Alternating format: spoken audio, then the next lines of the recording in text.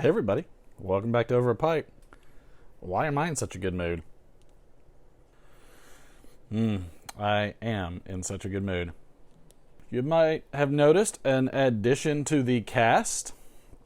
This is a Peterson 306 sitter with a fishtail stem, contrary to what I typically smoke, which is P-lip, and I'm a big fan of the P-lip. I have noticed that I suffer significantly less tongue bite with the P-lip. But this is a special occasion because I have just finished the so good. I have just finished the first impressions of that blend right back there. That's Stonehaven. And in fact, just bringing it out of the bag was a chore in and of itself because I was trying to, one of my viewers said that, you should preserve the bag. And I was like, okay. And so I preserved the bag. And I have already jarred it up. That's just one. It took 2 jars because I didn't want to completely deform the wonderful strips of beef jerky-ish goodness. But what I will say is I had a bit of concern that there might have been some mold in there. And I put it in separate jars because I want to see how it reacts. But there was also some plume in there, which I was kind of amazed. One thing I'd like to know, definitely for sure, when it comes to Stonehaven, is whether or not how much this is aged before he sends it out. But anyways, that's not why we're here. We are here to have a wonderful little sit down, a little chit chat, a little powwow, a discussion, a fellowship of friends, and just hang out, right? Because that's what we like to do. We like to hang out because we're all buddies, and so that's what we're going to do. So I'm going to bring up my YouTube so that way I can get the questions and answers and all the comments and stuff ready.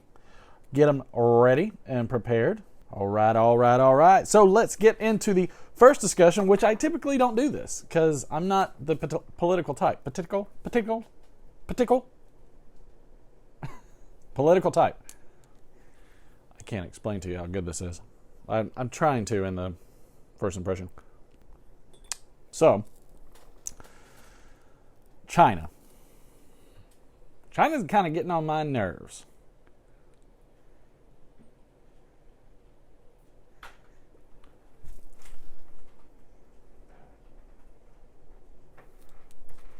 We have a special guest, which probably won't make an appearance, but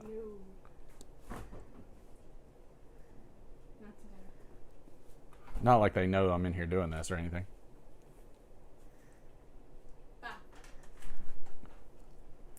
There she is, ladies and gentlemen. So, China.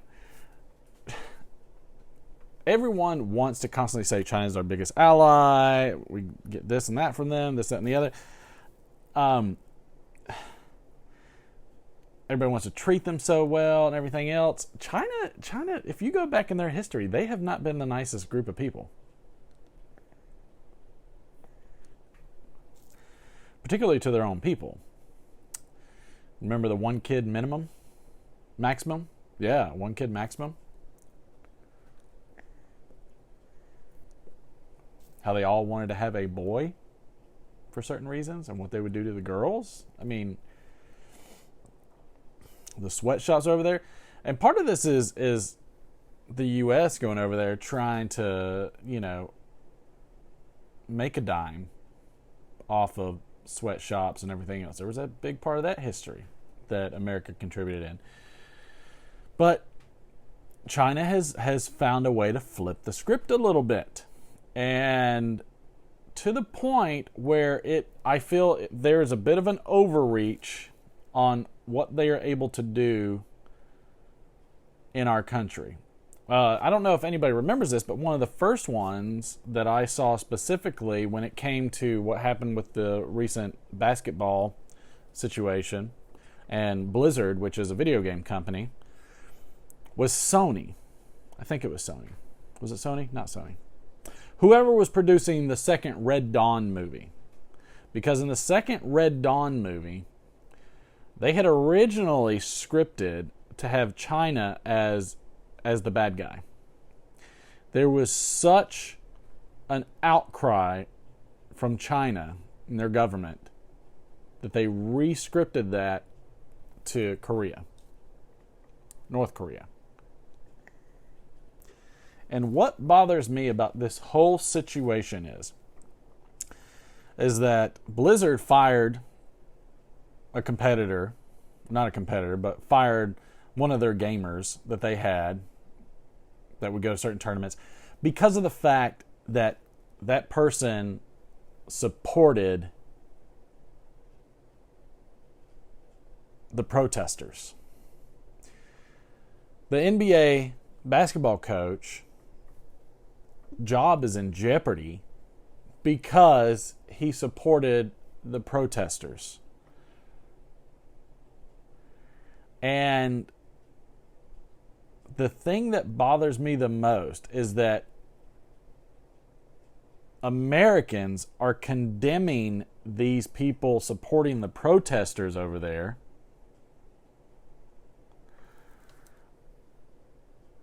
but supporting people that are disgracing our American flag in our own country. You got protesters fighting for their freedoms over in China, and you've got people over here taking advantage of their freedoms, and it's okay. It's all right. Condemn those supporting the ones that are fighting for their freedom and independence, but completely support those who want to shun and disgrace the United States of America, particularly our flag. You know what? I'm not the political type, but it's just something that smells wrong about that. I feel like we should either support everybody's ability to protest and basically our First Amendment right everywhere, or don't support it at all. Pick one. But for crying out loud, why would we even want to be as hypocritical as that? Why would we want to say, no, those protests, you can't support those protesters over there? Why? Because it's pissing off the Chinese government. Oh, but completely support that person that takes a knee during the Star-Spangled Banner. Takes a knee basically on the backs of all those who fought and died for them during the Star-Spangled Banner. And again, that person can do that. That's the freedom of the country. But everybody is supporting that person taking a knee and disgracing our own country. But we are condemning anybody that is supporting those overseas that are protesting for their freedom. It's garbage. That's garbage to me. So that's it. That's all I'm going to say about that one. We're going to move on because I'm going to get ramped up about it, and I don't want to. That's it. That's all. If you want any more political stuff, go see Gribley's Folly because he doesn't mind doing it. So it is what it is. All right. TurboTin. TurboTin is awesome. Love this guy. Warren is super good. I did a live stream the other night. Warren is a cool cat over at TurboTin. He's got that thing up and running. He sent me something that he's working on, which is a little bit of a notification in turn. Because as soon as he sent me an email, I was very quick to respond and very excited to respond to him. Just for the simple fact that this contributes to what I try to do all day long. When people come out here and say, oh, it's super easy. Yeah, it's no big deal. Oh, anybody can do it. Don't go watch Over a Pipe because, that guy is just blah. First off, whatever. And you might be wondering, why am I casting so much support on TurboTin? Isn't that like my rival? No way. No way, no how. He's doing the exact same thing that I'm doing. He is just doing it in a different way. And this together is going to get so many more tobaccos into the community and chip away at those out there that are just scalping to resell. You know who they are out there. They're the ones that get pissed off about what I do. That's fact. That's fact. It just is what it is. If you are mad at what I do, you're probably one of those scalpers. Warren is not. Warren has set this up and is incurring the cost to help everybody out. So I am in full support of this guy, 100% all day long. And I appreciate him reaching out to me and involving me the little bit that he has. I've given some feedback to him, and he is working on it. And he's super receptive of it. So you know what? Hats off. Again, he's doing the same thing I'm doing, just in a different way. And I'm very excited about that. And you would ask, does that mean I'm going to stop doing what I'm doing? Nope. I'm not going to stop doing what I'm doing because, again, mine is just in a different way than what he's doing. And so the objective is that between him and myself and anybody else that comes up with another good idea like this are able to collectively get this to the community in the most efficient way possible that we can, and provide the community the best opportunities to smoke things like Stonehaven, because it's so flipping good. So check out TurboTin.com. Really cool. I think Padre Piper was one of the first ones to mention this. One of his live streams or one of his shows. Get over there, TurboTin.com. He's got all kinds of other blends. Other than that, some Samuel Gawiths, Gawith and Hogarth, however you say it, whatever. So get over there, try that out, and enjoy it. He is constantly working up, trying new things and new ideas. So try it out, see what you think. He's got a whole bunch of people he's monitoring, a bunch of tobacconists, tobacco shops that he's monitoring. So it's going to be good. Now,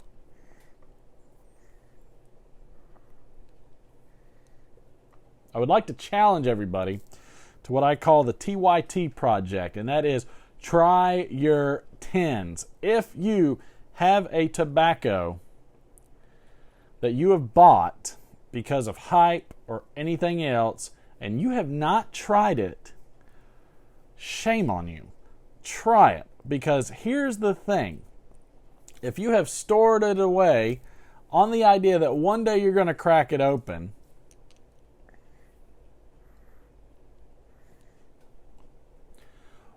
that one day, you're either going to love it, hate it, or be indifferent. And if you're indifferent or love it, you might be in a bad situation because that tobacco might not be available.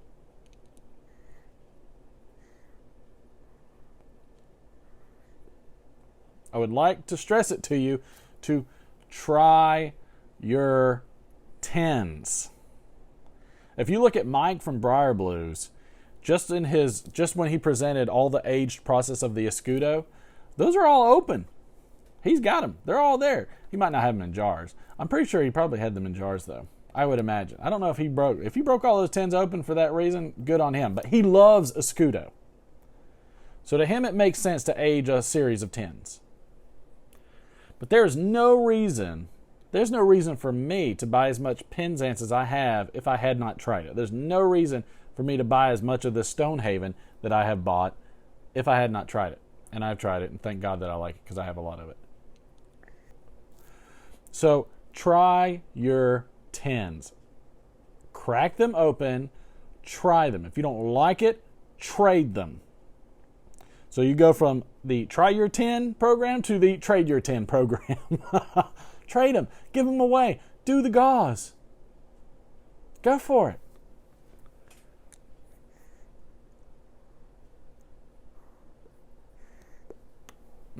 But get out there. Do that. Stick it in your pipe and smoke it like I always tell you to. Now, let's get to some of your comments and questions, concerns, whatever. All right. So we have a question from the loyal JQ, the Green Coblin, where he has two questions, it seems like. One, well, let's just get into it. Thanks for the response. I appreciate them and your feedback, of course. It is the Thanksgiving weekend here in Canada, Monday being our holiday. Hashtag AskOAP. What is your favorite or go-to blend for the American Thanksgiving? We usually only get the Monday off. It's not as huge a holiday as it is in the United States. I know you guys normally get or take the week off for your Thanksgiving, so hashtag AskOAP. Second question, do you have just one blend for that week or several? Thanks. Hope you had a great weekend. Okay. All right. So the first one is do I have a favorite blend for the American Thanksgiving? And I do now.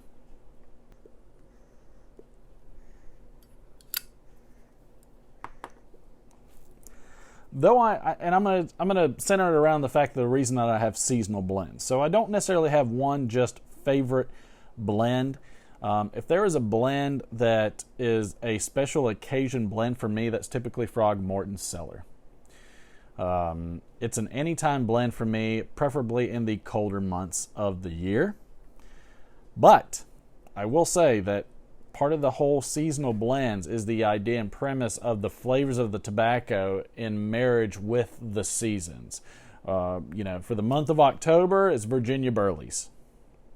After October 31st, we're popping into the full-on Burley blends. Haunted Bookshop, you name it. So that's where we're going to hit those Solani aged Burley flakes. That's where all the Burleys come in, and that is mostly for the great amount of smoke that you get in there. The colder months just meld with it, or getting into the cooler seasons meld with it. The smell of the leaves as they're sitting out there and turning, and it's just everything to me goes with the fragrance of Burley blends during the fall. And to me, that encompasses a Burley blend for me. Thanksgiving encompasses Burley blends. The heavy food, the wonderful nuttiness from the candied yams, the cakes, the pies. I mean, Burleys are just a great type of blend to smoke during that Thanksgiving time. And I probably my go-to blend for Thanksgiving will probably be Stonehaven. That'll be what I smoke on Thanksgiving.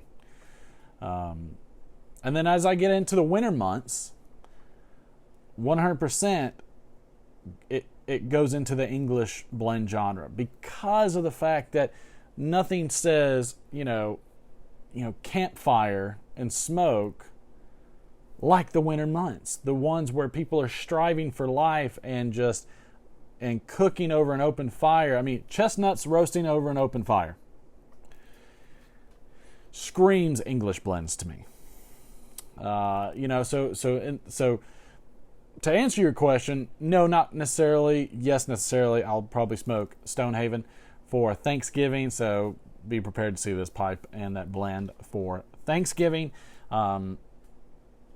However, I pretty much narrow it down to a genre or type of blend for those certain types of seasons and things like that. That's a great question, though. And by the way, we don't take weeks off. We usually get 2 days off here in the States. But I appreciate the question. Let's see. Fireman Piper, Tilbury is excellent and probably a top 10 Virginia, in my opinion. Happy piping. Good vibes, in my opinion.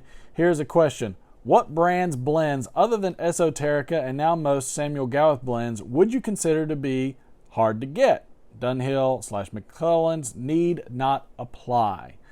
Right now, the hard one to get, though is going to be coming really soon, are the Peter Hills or the Duneaters.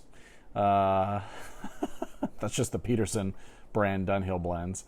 But probably the Germains. I would say JF Germain, which is fairly common over there in the UK and everywhere else, is a bit difficult to get here in the States. And so, you're going to have to, you have to do a little work, a little legwork to do that. Thankfully, I've got European family, so I can get that stuff mailed to me if I need to. But it seems to, but I mean, you can get Germains here. You can get them, but they're gone so fast. It's very hard to get. So, to me, I have chosen the esotericas for the most part, because if in the event that esotericas ever go away, then I'm pretty sure I could go just get Germains, because I don't think Germains would ever stop. But Germains would be the probably the other hardest one to get. Great question, though. I appreciate that.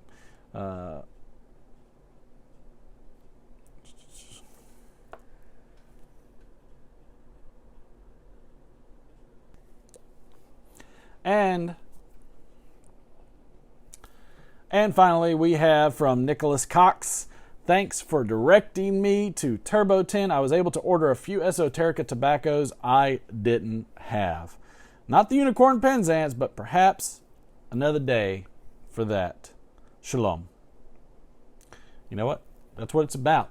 That's why we're here. We're a community. We're here to support each other and have fun. If you are complaining about somebody in this community, or, trying to undercut somebody, shame on you. It shows your true colors when you do something like that. And you know what? I ain't got time for that. I'm here for all the people that are here supporting the community and having a blast. And like Mel Harris always says, that, we're having more fun than we should be allowed to. So you know what? Go out there, get you some Stonehaven, stick it in a new Peterson pipe, and smoke it like crazy. Like, share, and subscribe. Hit that notification bell. Spread the word about the channel. Let's grow it. Let's get this channel back on YouTube live streams, where it seems a little bit more dependable. And have some fun. Y'all enjoy some football, too.